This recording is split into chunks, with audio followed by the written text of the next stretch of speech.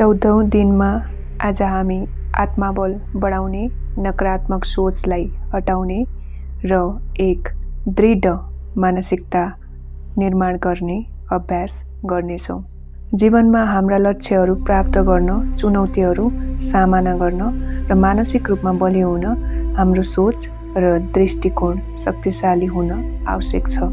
आजको ध्यानमा हामी आफ्नो आत्मबललाई दृढ गर्दै आत्मविश्वास, साहस र सकारात्मक ऊर्जा जागृत गर्नेछौँ।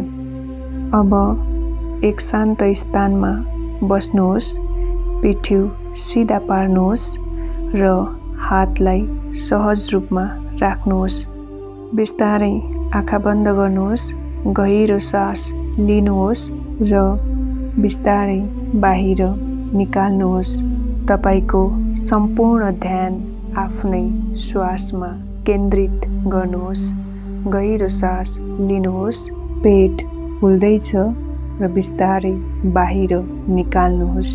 सास लिनुहोस् र बाहिर निकाल्दै भन्नुहोस्, म शक्तिशाली छु।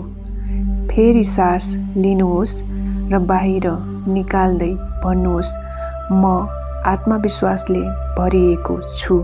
गहिरो सास पुनः लिनुहोस् र बाहिर निकाल्दै भन्नुहोस्, मेरो मन बलियो छ, म हरेक चुनौती पार गर्न सक्छु। अब कल्पना गर्नुहोस्, तपाईँ उच्च पहाडको टुप्पोमा उभिनु भएको छ। तपाईको अगाडि असीमित आकाश छ र तपाईको वरिपरि स्वच्छ हावा बहिरहेको छ।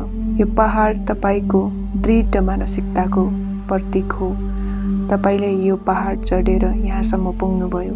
तपाईँ बलियो हुनुहुन्छ, तपाईँ सक्षम हुनुहुन्छ, तपाईँ अडिग हुनुहुन्छ।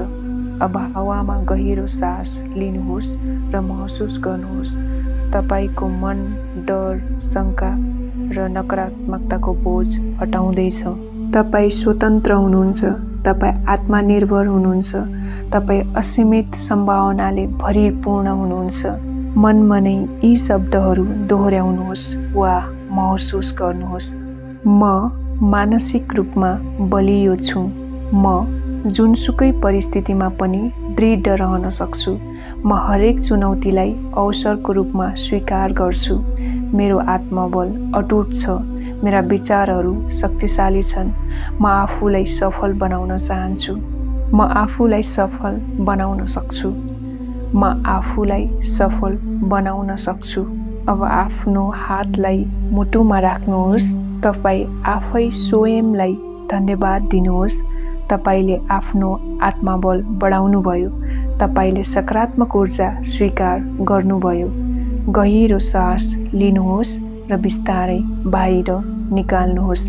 तपाईँ शक्तिशाली हुनुहुन्छ। तपाईँ आत्मविश्वासले भरिनु भएको छ। अब बिस्तारै आँखा खोल्नुहोस्। तपाईँ मानसिक रूपमा बलियो हुनुहुन्छ। तपाईँ हरेक परिस्थितिलाई आत्मविश्वासका साथ सामना गर्न तयार हुनुहुन्छ। तपाईको दिन सफल, सकारात्मक र ऊर्जाले पूर्ण रहोस्। शुभ दिन।